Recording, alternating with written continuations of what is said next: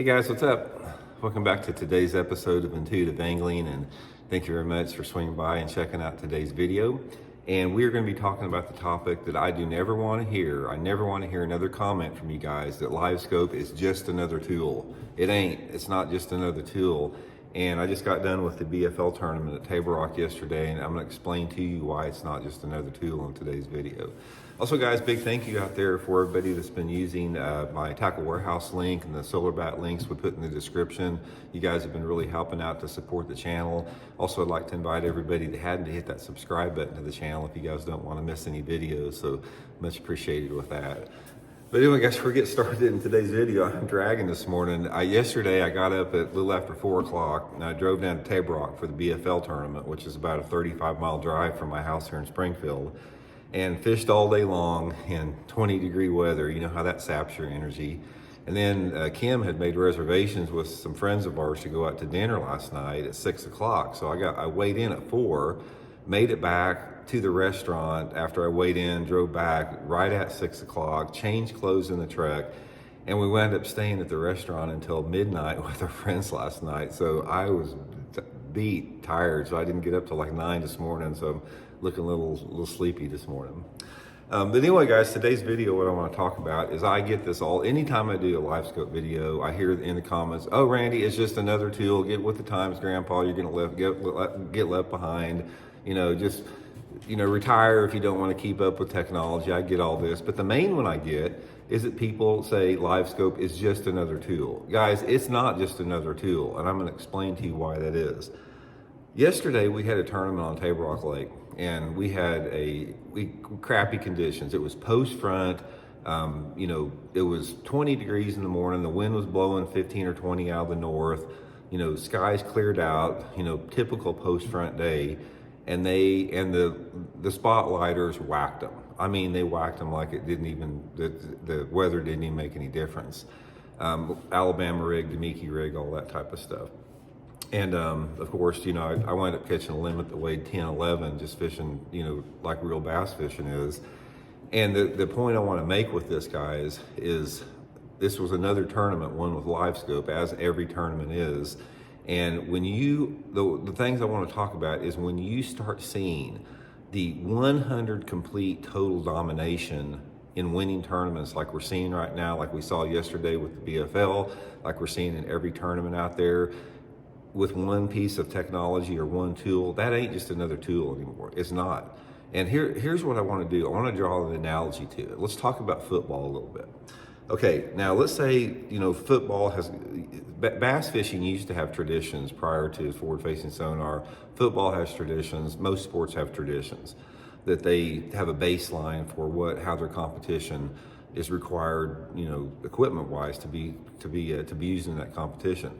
Let's say, for example, that the NFL all of a sudden said, "Okay, guys, we're balls to the wall on technology," and some shoe company had developed this shoe. Let's just play this game out there. Some shoe company had this technology that they utilized in the shoe where it would allow an NFL player to jump like 15 feet in the air and land softly on his feet.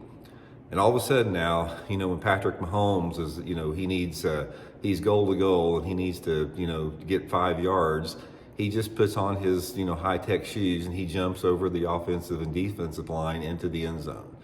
And then all of a sudden, this becomes a thing. It's like this is how every NFL game is winning. It's like when they need yardage, whatever, they just put on their, high-tech shoes and they jump 15 feet over the offensive line and get a first down.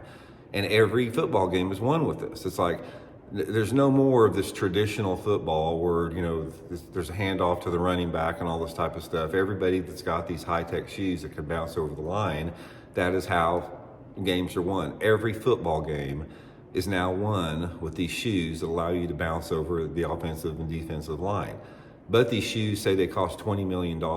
So people like Patrick Mahomes can afford the tennis shoes, but there may be some offensive lineman that can't afford a $20 million shoe.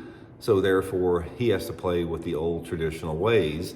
And all these guys that can afford these $20 million shoes are bouncing all over the place and they're dominating the game. And all these other players that don't have it can't keep up with it.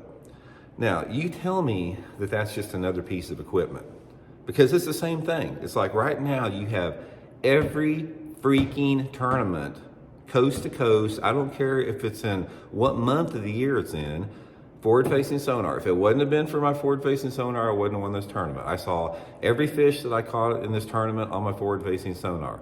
I was using 5 livescope transducers. I was using the new forward-facing sonar bait. Every freaking tournament, guys, not 99% of them, every freaking tournament. Now, it's the same thing as the high-tech football shoes that allow you to bounce 15 feet in the air.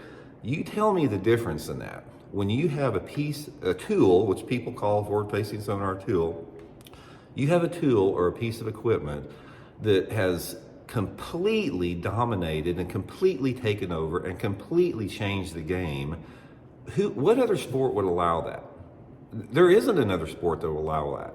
The only reason that is allowed is because of the tournament organizations and the lack of vision that they have and the lack of awareness they have for what is going on here. There is not another legitimate sport out there that would allow this type of technology to completely dominate and change the game.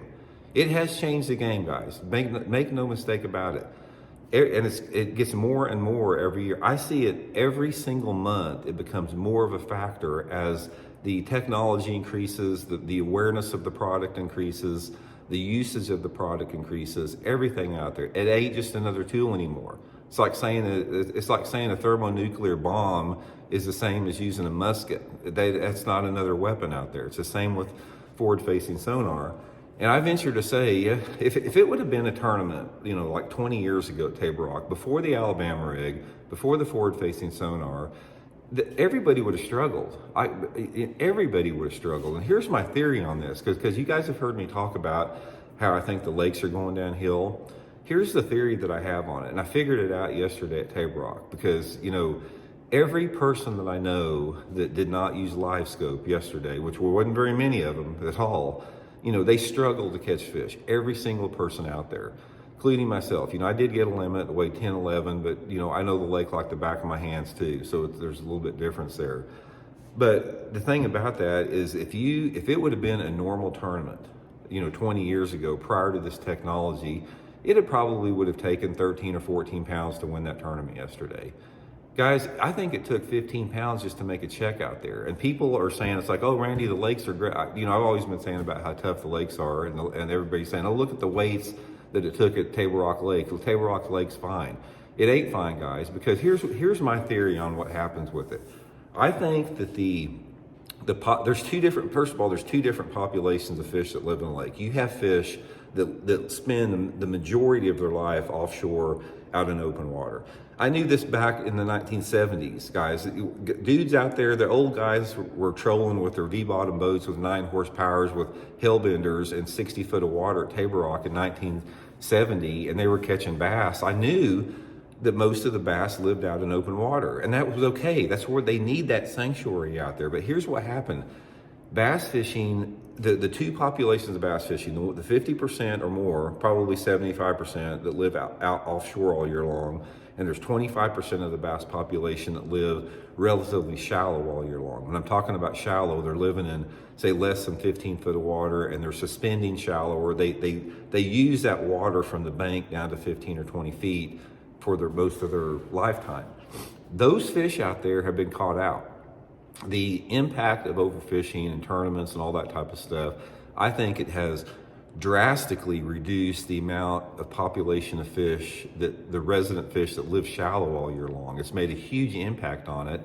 And these fish out there that those guys were catching trolling 60 years ago, those fish are untapped until now with this forward-facing sonar. And now you're tapping into those fish that normally had their sanctuary out there. That sanctuary was necessary, guys.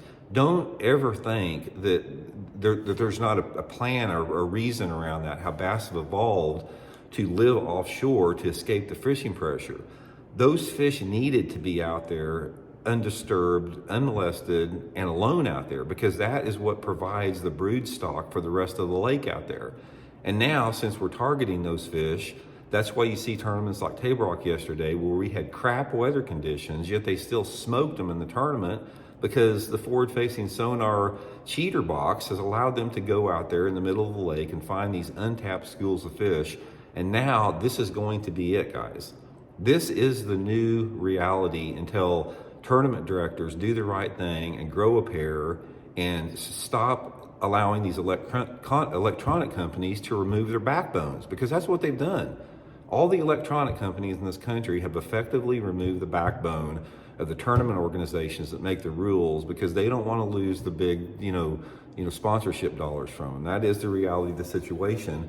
And in return to that, it's having a devastating effect on our sport. It's having a devastating effect on the quality of fishing.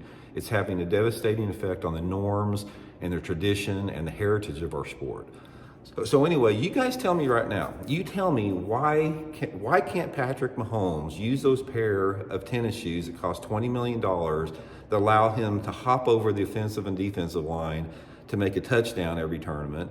Why would that not be allowed? And forward-facing sonar is now allowed to dominate and win every freaking tournament in the country. Give me the answer to that. Get back with me and let me know. So anyway, I hope you guys are well. We'll talk later.